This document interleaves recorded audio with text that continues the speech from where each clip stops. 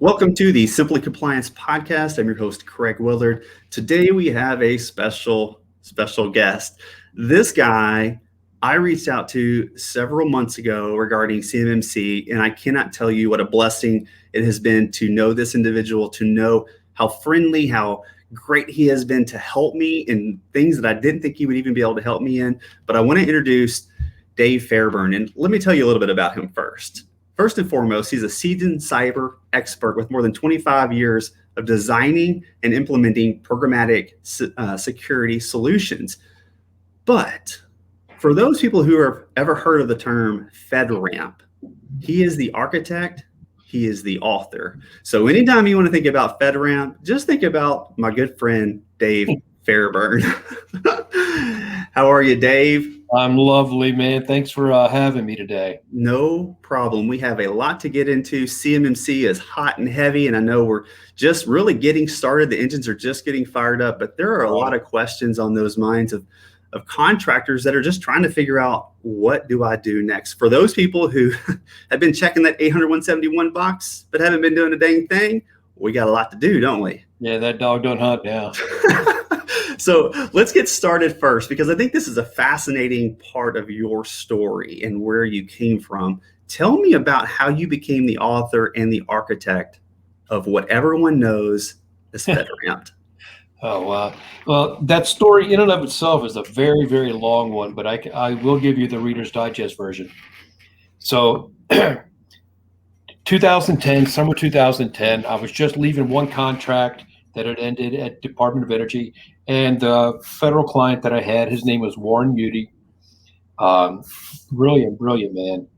And he was kind of left without anything really to do for a little while, in transitioning between contracts.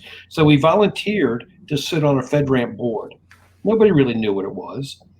And then they started talking about all the things that they thought that they wanted. And he's like, well, I got a guy who put something together similar to this on a smaller scale at Department of Energy. Let's talk to him. So he calls me up, Dave, would you like to come over here? And I'm like, sure. So I go over and I talk to him. And I'm like, well, here's what I would do. And I laid out a very brief roadmap, and like, great, you're hired. And I thought, what did I just sign up for? And it turned into 5.5 months of the most intense schedule with deadlines and socialization and all of the things that went in with creating this program and get not only past the government, but I got to get it accepted by the Googles and Microsoft and Azures and Akamai's and Amazons and all the big guys. So we sat down, so started banging it out. This is what I would do. And, slowly but surely it was getting adopted. And finally I sat down at one client. It was a big vendor day for the FedRAMP. There wasn't a PMO at the time. And so the security engineers from all these major players were there. Dave, just tell us what the government wants and we'll give it to you. But what we don't want is, 100 different variations of the same thing. So my goal was to say, look, instead of spending $100,000 plus per assessment for all systems across all of government, we just make the vendors pay for it. Once I did that, everybody's light went off and we were like, hey, this is awesome. So here we are 10 years later, and FedRAMP has fundamentally not changed. There have been some improvements in the overall socialization pieces, the marketing pieces, but the fundamentals are still the same. And it saved the government, several $100 million, since then. Wow. And the lack of redundant spending. So I like to tell everybody that, I came up with a lot of this stuff. I had a good team. It was myself, Tony Maris, and Warren Muty. Most people didn't want anything to do with FedRAMP. They thought it was on a cliff and it was just a big drop, and it's no risk, no reward kind of a scenario. And to this day, it's the crowning achievement of my career. That is crazy. And thus, as we move into this new world of 800-171 being self-assessing or testation, and then moving into CMC, where you are now the provisional assessor or one of the provisional assessors. I believe there's around 100. There may be a little bit over 100, 105 now. Okay. And then you are also a C3PAO. Is that correct? C3PAO, we'll call it a designate because the DIBCAC has to do their assessments. So once we are been assessed successfully at maturity level 3, then I can say, we are a C3PAO. Gotcha. So you're still working on that part of the assessment part. There's not one C3PAO who's been successfully assessed by the DIBCAC. Gotcha. Okay.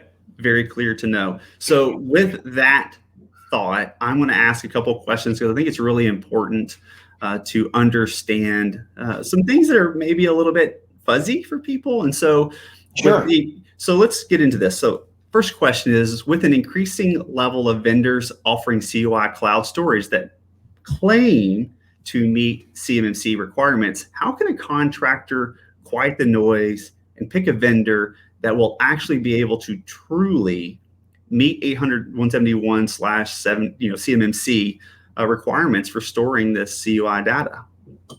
Wow. I wish I had $1 for every time somebody's asked me that question. I wouldn't even have to get into business now. Sure. I'll tell you the same as I tell all of my clients. Do your homework. Do your due diligence. If a company says, I am a CMMC compliant anything, make them show you the evidence that validates that. If you have a company that says, I will pass 80% of the CMMC controls, that I would take, not necessarily on face value, but I would definitely look at that a little harder because at least they're being honest with you. Sure. There are no companies, 0, out there who can claim to have a CMMC compliant architecture when there's never been a successful assessment of a CMMC compliant architecture. Right. So if you don't know what it is, how the heck are you going to know if you have one or not? So let's kind of call that baby ugly now. Okay. What I tell folks to do is when they tell you I have these physical controls in place, I have these audit controls in place, these asset management controls in place, have them show it to you, because you are going to have to make this attestation on your SSP, your system security plan, when you send it in for review by a C3PAO and provisional assessor. So you can't say on there, well, company XYZ said, they were doing these tasks, therefore I'm inheriting that control.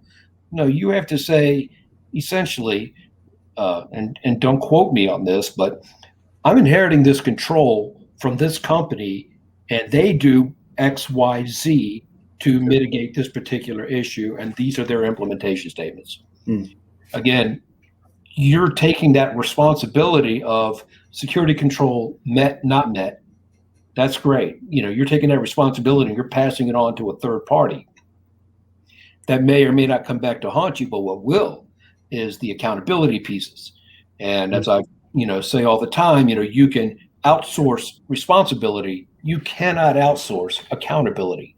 And the DoD and a C3PAO, and specifically a provisional assessor, is going to call you out on that, and you will be held account, for that particular control implementation. And you can't go, not my job. That doesn't work. Sure. So let's throw this out there, and let's say that an organization is using some sort of encrypted email process that they aren't showing, like on the government's website, that they're meeting or that they've received level 1 or level 2 of the 140-2 FIPS, but they do use solutions that are. What would you consult them on and say that they would need to get from that other company? Validation of the solutions that they're using and how they're using it? Yeah, I mean, if I were to tell you that I'm using a FIPS 140-2 validated encryption schema, and you were to just say, okay, great, thanks, and you go on about your day, then shame on you. Shame on me for telling you in the first place if I can't back it up. But, unfortunately, it's the world we live in, where there's a lot of folks who are trying to be first. I'd call them snake oil salesmen, but at the end of the day, they're just trying to be first. Right. And they don't really understand what they don't understand. So they're doing the best they can with what they know. Problem is, it turns out it's a lot of snake oil, okay? Because they're making claims that can't be validated, or worse, making claims that if you were to look, could be validated, and they would be invalid claims. Does that make sense? Yeah. There's so much misinformation out there, and unfortunately, the reasoning for that is, well, let's just say there's a lot of blame to go around, from the highest levels of DoD to the lowest levels of CMMC. So there's a lot of that out there, but I'll just leave that at that. Do you think there ever will be I envisioned this, and maybe this is as a CMC guy, I envisioned maybe the likelihood or the possibility at some point that the board would be able to validate and certify, say they come in, say a particular company comes in, they say, hey, we're going to do this, and this is what we're going to do to meet your requirements. They come to the board, they get assessed, and they get certified as a tool to meet certain requirements. And then that would be entered into the marketplace, so that people could go to the marketplace and say, hey, I know I need, per FIPS 140-2, I know I've got to get something that works. And so let me go to the marketplace and find a solution that's been certified. And then that could also be another revenue stream for CMMC. It would be a very nice to have solution, similar to how FedRAMP uses the workplace or the marketplace, Sure. For leveraging those solutions. There is a difference, though, in that FedRAMP was developed to do just that, to bring in the best of the best for commercial vendor offerings, cloud specific, but commercial vendor offerings.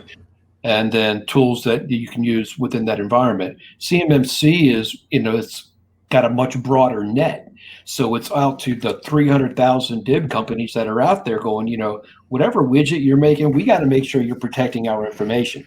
I would love to see a marketplace in CMMC where they did that, where they looked at tool sets, solution designs, things like that you could hang your hat on.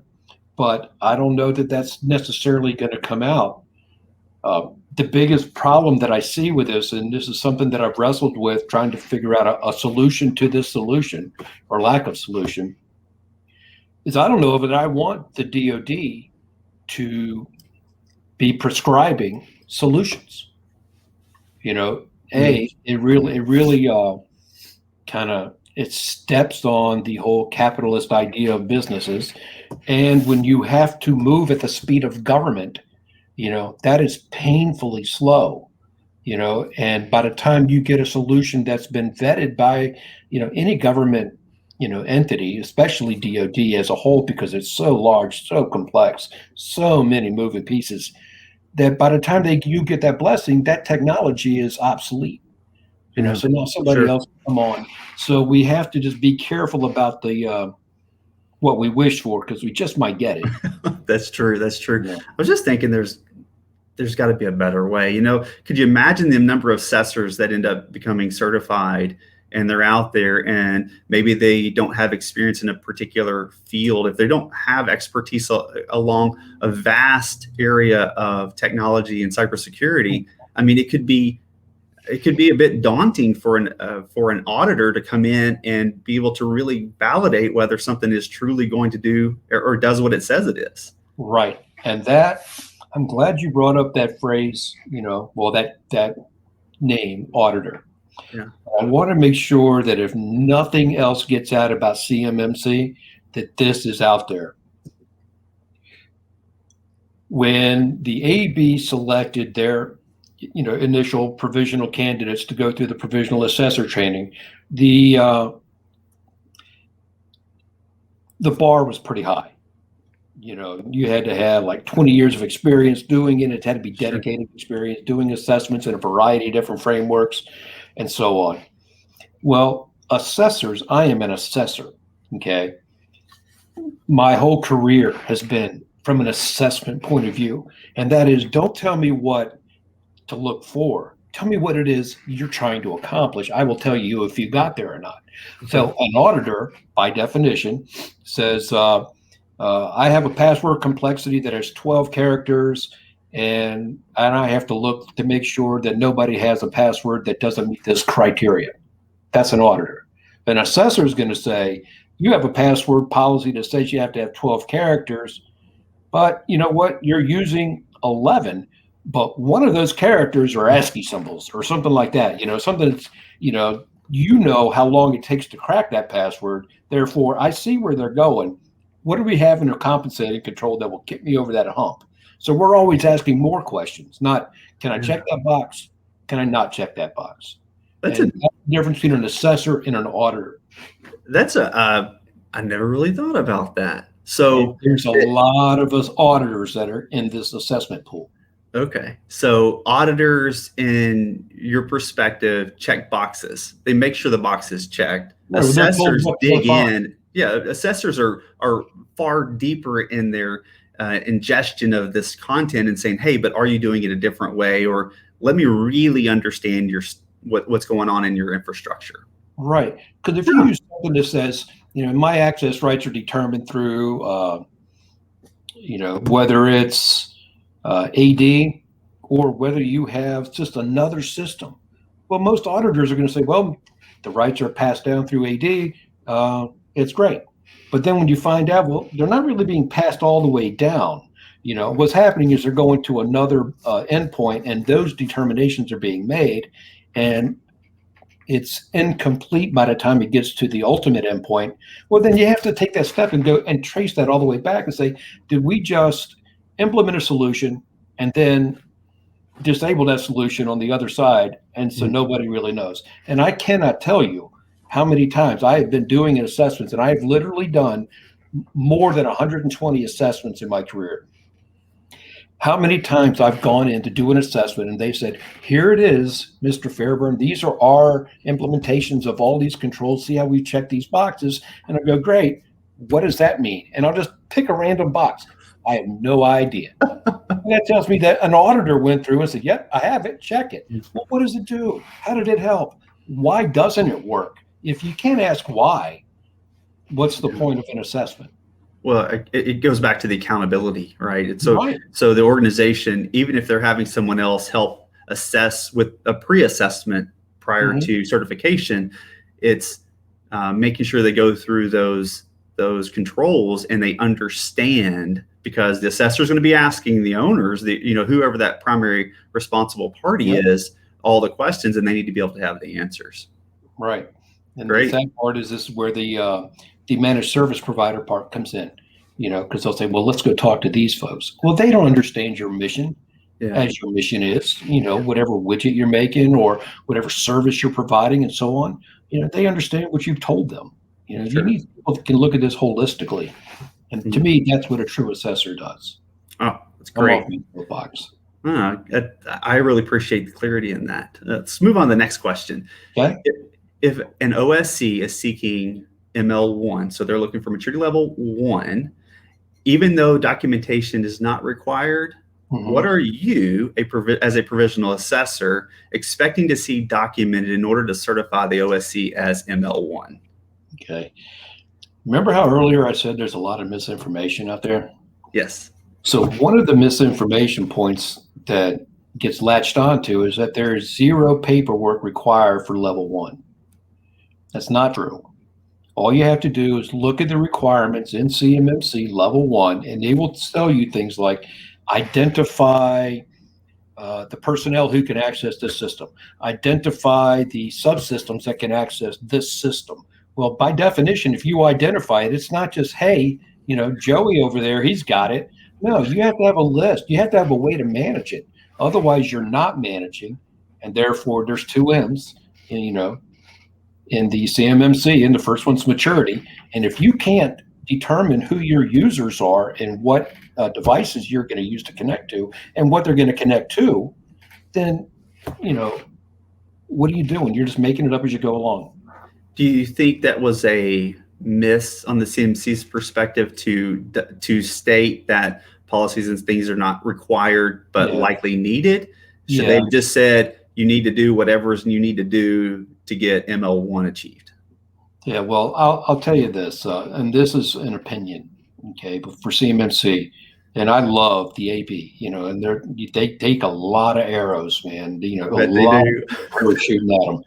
But I'll tell you this, for the most part, these are, solid folks who are volunteering their time, putting their best foot forward. They don't have a dog in the fight, and I could mention them by name, but I won't because they didn't give me permission. But, they're doing the best they can with what they have. And unfortunately, and we ran into this with FedRAMP too, just because you write something and you say, I need you to identify who has access to this system. Well, in my head, I just told you, write down, who has access to this system. But somebody else might look at that and go, and this is where my wife is awesome. She's phenomenal for me because I'll say something. She'll go, that is not, you want something, but that's not what you said. So kind of keeps me honest like that, which is awesome. Right.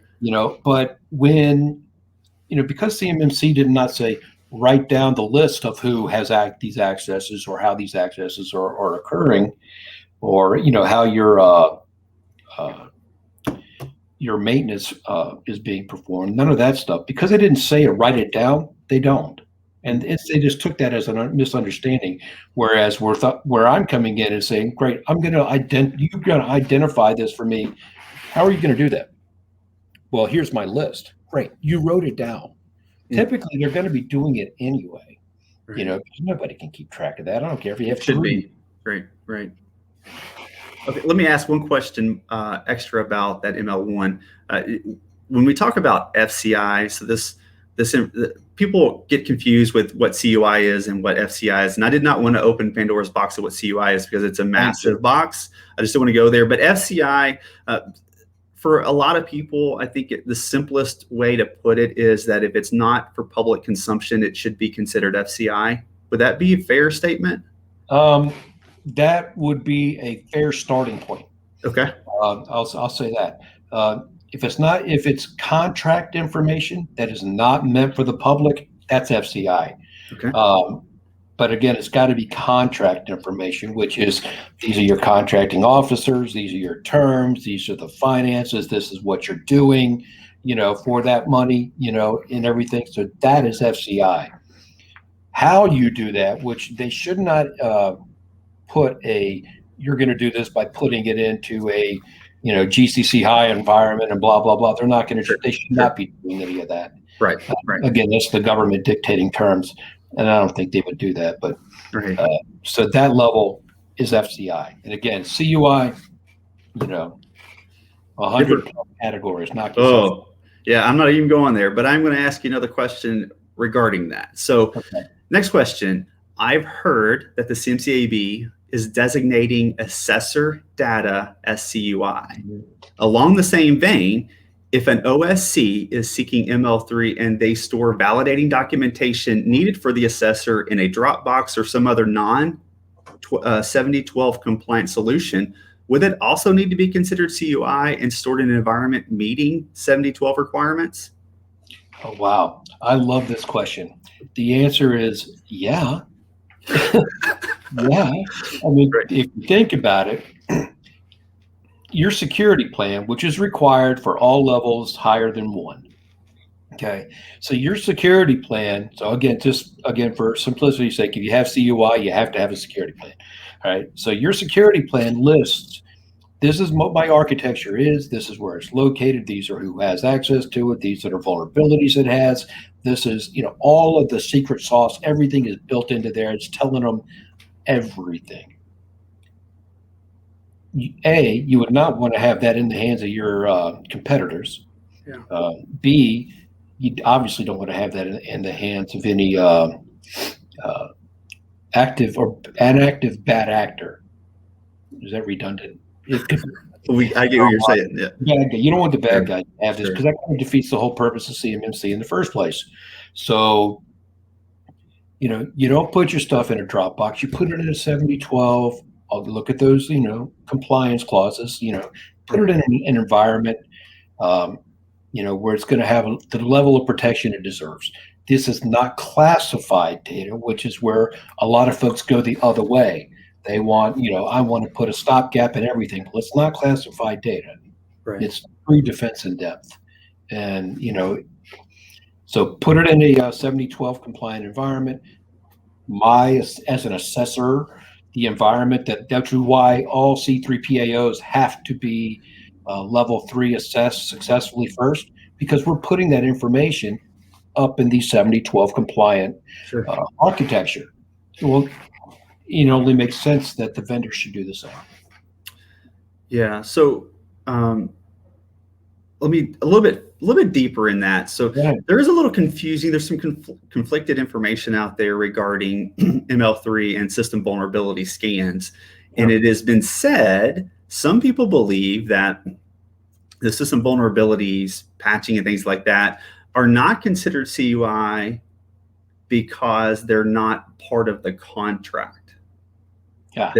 So it's not. So I'm not building a system that has vulnerabilities. This is my own personal vulnerabilities or patch issues or external vulnerability things, and they're not required to be CUI data because they're not part of aerospace or whatever else. Okay. Wow. All right. So let's break that down a little bit. Okay. We'll take me as a C3PAO designee. I have a system that has not been assessed. I am not going to put any CUI data in that system until it is assessed successfully. However, I may have vulnerability information for scans and stuff that I've provided that are in my environment, but that I have segmented off. It's not for that CUI type environment. Okay. That part, not CUI. Okay. Because it has nothing to do with the environment where my federal data is going to be held or on or behalf of the federal government. That's how I should have said that. Data that is held, stored, processed, or transmitted on or on the behalf of the federal government. Okay.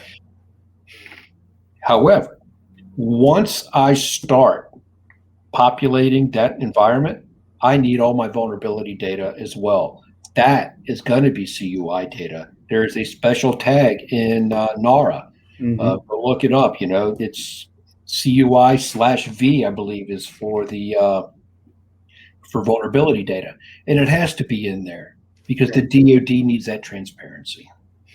It just doesn't make, and I hear that, and I don't go to great depths to debate people because it sometimes doesn't really move the needle. But you would think that if I had an environment and the vulnerabilities on that environment were to ever get out, the likelihood that those vulnerabilities are used in some sort of bad actor fashion are higher than if they never knew they were there in the first place. Agreed. And so I found that kind of interesting. It's an interesting concept, yeah. Well, it is, and I just think you continue. The idea behind us in the CMC space, even just DoD contracting space in general, is to minimize at all levels vulnerabilities. And I think providing your vulnerabilities to someone that shouldn't have access to it is an increased level of vulnerabilities. Right. It's like a multiplier, compounded interest. I hear your argument, and I'll counter with this. If I put that vulnerability data in my CUI environment is protected already. I have my security controls in place. Right. That information is segmented. You don't just put it up there in a folder and give everybody access to it. I mean, you have protections that go all the way down to that level, but you have to keep track of that because while currently CMMC does not allow for POAMs, vulnerability management almost screams POAM because typically you're on a 15, 30, 60, 90 day vulnerability mitigation plan for low, moderate, high, and critical. So by definition, you have to go out that time. So it ends up being a POAM, a plan of action, a milestone. But that is not, again, it's not out there for public to see. It's not out there for all of your DoD clients to see. I don't advertise it to my clients to go, hey, by the way, yeah, all your stuff's in here. Let me show you all the vulnerabilities I have. Now that's not going to happen. Right. So it's kind of a common sense security approach. But at the same time, if you don't put that data up there, then there is no, at least in my mind, and I think in a lot of people in the CMMC world, there is no degree of comfort that comes with the fact that you're actually providing the mitigation that you're promising, because nobody has insight to it. Right. And as a C3PAO, I'm worried about it on your side, but I'm more worried about it on my side, because I am one, hack away from being out of the pool, and I don't want to be out of that pool. Right. Be diligent. That's it. It's just a kind of it's just a big deal. It's a slippery slope, bro. It really is. So I assume you're familiar with GRC as somewhat of a common analogy, this governance, risk, and compliance. So this is a tool that you can buy. There are a handful of them out there on the web, and they're using Amazon Gov, and they're doing, some of them are showing, they have encryption, some don't. What is your thought for those that are wanting to use something like that to make sure they know that the system that they're purchasing, some are really expensive and some are really cheap? How would they be able to vet the fact that they could put their data in there and feel safe? Currently, they shouldn't feel safe. They shouldn't feel safe. Again, they're helping you find ways to comply with CMMC requirements, and they're saying, here, upload your data into this application or download this application and just back it up to our servers. I have zero insight into how that company X, how that company is treating my data. How are you protecting my data? What type of encryption are we using? How are those physical controls being addressed? What are your attestations? Is your CMMC compliant? Oh, that's right. You can't be, because it hasn't happened yet. So I tell everybody there's no reason to go up and to purchase a GRC solution and just start dumping data in there. Right? Okay. Sure. Right? Don't do it. It's just, don't do it. Okay. Nancy Reagan, that whole concept, and just say no. Well, are you going to ask, so as the provisional assessor, and then of course, as you move on and you become non-provisional, but you're a tenured assessor, certified assessor, will you be asking where this data is? So if somebody comes in and they dump just a bucket of information in front of you, it's got this packet, and it's all of the controls and everything they've used to meet it, and all their security training and everything else. Are you going to make a question in there that says, hey, you printed all this and I really appreciate it, where do you store it? Yeah, because it's all about that system. They're documenting all the security around this system. Where are you keeping this stuff? Are you putting it in a drawer and just keeping it in the break room? Or are you printed it from a server somewhere? Where's that server sitting? Oh, it's in, Betty in Bangladesh. She's got access to it. So that's awesome. No, it doesn't work that way. And this gets back to the whole compliance, not a four-letter word thing. It's all there for a reason.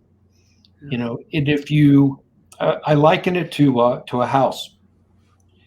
If you were going to install locks and windows, whether they use keys or combinations or whatever, you wouldn't post the access codes on your door. You wouldn't put keys under rocks and go, hey, key here. No, you wouldn't do any of that stuff. Why would you do that with your network? It's the same concept. It's just different tool sets, the same mindset, just different tool sets. Think about it, at its most basic level. Well, since you just brought it up, tell me about this. Compliance is not a four-letter word. I got to know more. All right. Again, there's a long story to that. I'll try to give you the Reader's Digest version. Okay. In my early days of doing assessments, this is during the certification and accreditation days, which went to security, authorization, and accreditation, and then to whatever it is today. It's all the same concept. I would get in very heated debates with not just customers, but the federal clients as well, that all of this documentation that we're generating is just a paperwork exercise. It's just to make somebody happy on the compliance side. Well, no. The thing that I keep trying to tell everybody is, and I don't know how successfully I've been at it. My story never changes, so apparently I'm not all that successful at it, getting them to agree with me. But when you write that security plan, like I mentioned earlier, it is the who, what, where, when, and why, and how all of these security controls are being implemented. So think of that as you're going to build a building, you need an architect. That architect comes up and says, based on all of the rules that I have to comply with, doors have to be this thick, insulation has to be this. You can't use, liquid nails for everything. You actually have to use hammers and nails. And, oh, really? Oh, you wanted a roof? Yep, it's required. These architects go in and they document everything. And then they give it to a builder who goes through and builds according to those drawings. Well, this is the same thing. This is just a drawing of your network, all the connections that are there, all the accesses that are there, all the security controls that are there. And this is, you can do it two ways. You can plan the work, which is put the plan together and then, work that plan, or you can build it and then write, say, this is how I did it. But they have to match, because when you get hit by a bus, somebody's going to have to come in here and make changes. Well, how are they going to know? How are they going to know? And this is where actionable continuous monitoring comes in. If you have no idea on paper what reality looks like, not what is right or wrong, but what reality looks like, this is what I have, this is how it's protected, then you have no idea what your risk posture is. You think, I've seen people who had their entire network drawn up on a blackboard, not even a whiteboard, a blackboard, and you've got cleaning services coming in, wiping the blackboard down, for whatever reason, they know not to touch a whiteboard, but a blackboard gets erased all the time. And then they start making changes. Well, if you don't have that security documentation in place or your architectural drawings, how do you know what current state looks like? You have no way of knowing. There was a podcast, or no, I'm sorry, it was a YouTube video, and I believe it was Jeff Dalton. I think he mentioned the usage when I was talking to someone else about it, it was a little confusing for them to really grasp. But he mentioned post CMMC using what he called the little p POAM. And he said, so if you've got a solution that works, that's met the criteria and you're certified, but you made it better, document that too. So put that in there so that the next time you're assessing, you say, look, here's what we've updated and graded. But what I also hear you saying, which makes even as much sense, is make sure you're documenting those vulnerability updates and patching and things of that nature. Is that what you're saying as well? Yeah. It's painting they call it a system development life cycle.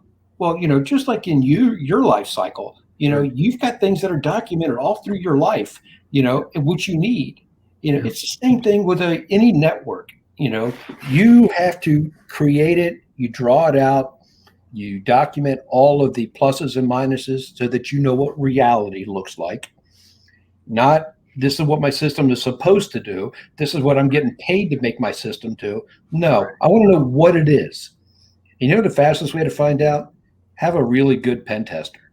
That pen tester will get in, map your network, and come out, and you'll all get fired. That's right. I've never met a good network who couldn't do that. So you have to. It's increasingly important. And as Jeff said, with the little p for POAM, if you can't document that and say, I know my weakness. I'm working on that weakness. This is my plan for getting it done, and this is my the deadline that I'm setting for myself. Well, that just makes sense. You do that in your regular life. You go to get an emissions test on your car. I know what the plan says. They sent it to me. I go, I fail. What do I have to do to get better? I'm writing all this stuff down so that I can pass. Sure. Why would this be any different? Yeah, for sure. What 40 minutes have we gone over? I have never been over so much content in 40 minutes in my life. Is there anything additional that you think is really important for those OSCs that are moving, even the ones that may not be on the list for a maturity level for 2 or 3 years potentially, but is there any parting advice or things that you are seeing more and more of that you'd like to provide to the contractors and even those that are even learning more about the space? Wow, there's a lot to unpack there. Okay. Remind me about the latter part about the the folks wanting to get into the space. Sure. CMMC, much like FedRAMP, is a business differentiator. There may be 300,000, and that's just a kind of a global guesstimate of the number of companies that are going to require this. But for independent vendors, I will say there only has to be one, and that's you. So there are no ready-made solutions that are out there. There's nothing. You, as a vendor, have to be smart enough to do the research yourself. Okay, make sure that you're not being sold a bill of goods that you're not going to be able to leverage. Because this is such a differentiator, because you're going to watch, especially as companies come in, because you're going to have, let's say, 15 companies or 15 contracts, and the companies that are associated with those contracts get assessed over the next couple of years. Well, those guys, they're leaps and bounds ahead of the competition because they've already got their stamp of approval to go play in this pool. Everybody else is sitting on the sidelines. They can't even get a sniff of this work. So huge differentiator for the clients. It also is going to help you from a business perspective to kind of put yourself a little one up on your competition. Like in my business, I got a ton of competition, but what's keeping me ahead of them, at least in my head, is that I'm trying to be on the forefront of all of these new requirements, and I come up with solutions that fit within the guidelines of those requirements. You as a business owner, you have to be able to do the same thing. You have to be willing to do that same thing, put in the work. It's going to pay off. It's going to pay off huge. Because if you don't believe me, again, go look at the FedRAMP marketplace. There's 218 that have been approved. Those companies are making money hand over fist because nobody else can compete with them. Right. CMMC is going to be the exact same way. Now, I will also say that because we're in the beginning stages, that there is a lot of misinformation is a term that we keep using, but there's a lot of BS that is out there. All right. And if you aren't willing to put in the homework to validate that what they're telling you is correct, then shame on you. I can't, it's that whole, I can lead a horse to water, but I can't hold his head under there until he drinks. It's the same thing with these guys. I can't do that.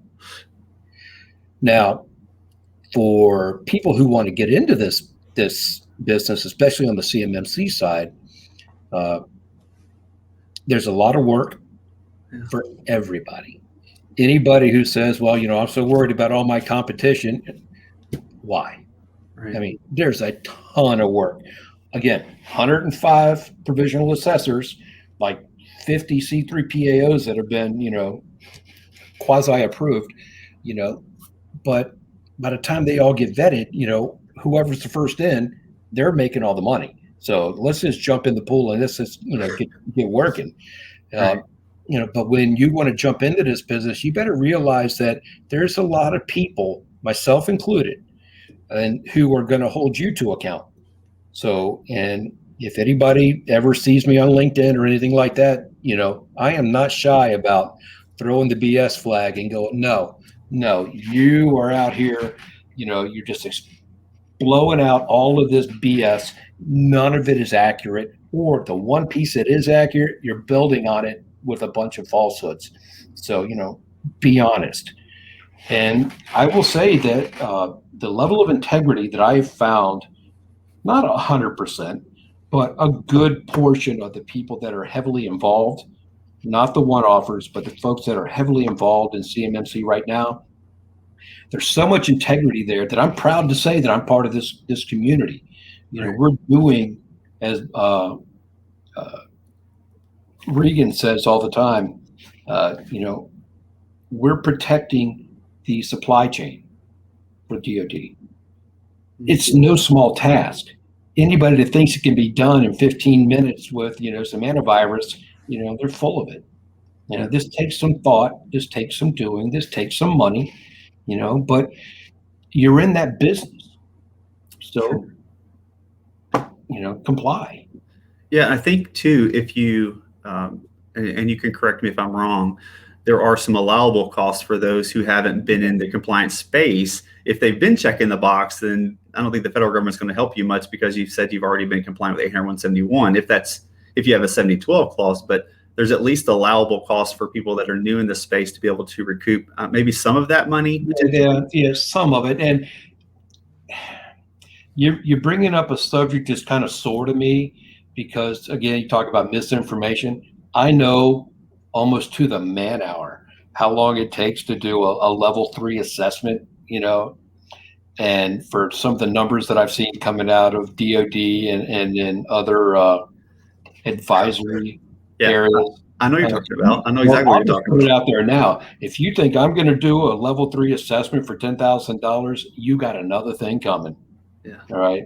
Because that can't be done.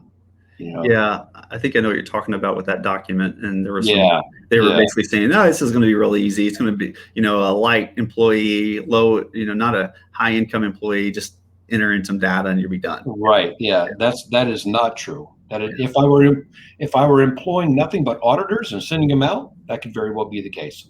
Because an auditor typically doesn't have the same skill set. Typically, I'm making an overly general statement there, so I know I'll take fire for that, but that's okay. Well, and I think too, finishing this, I wonder how many organizations, small shops, 3, 4, 5, 10 employees that just go, I'm out. I wonder how many will, and that only creates a vacuum for more, right?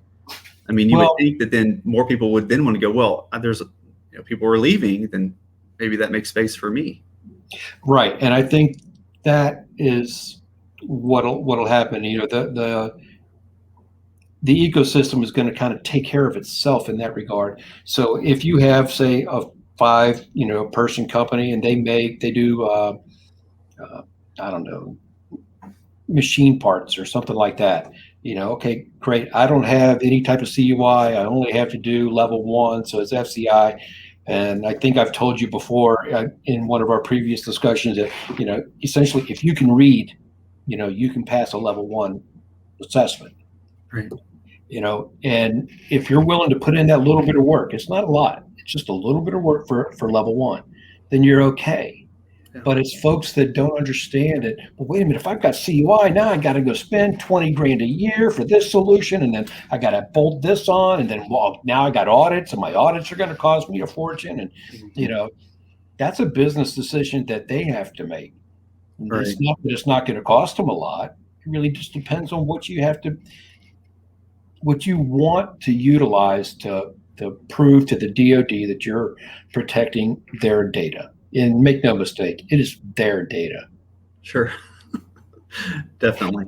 Well, I greatly appreciate you coming on. This is, we just started this podcast, and you were the first guy I thought of, and I wanted, this is my stamp. Well, I'm honored, because man. you are my man. You're the guy I always go to.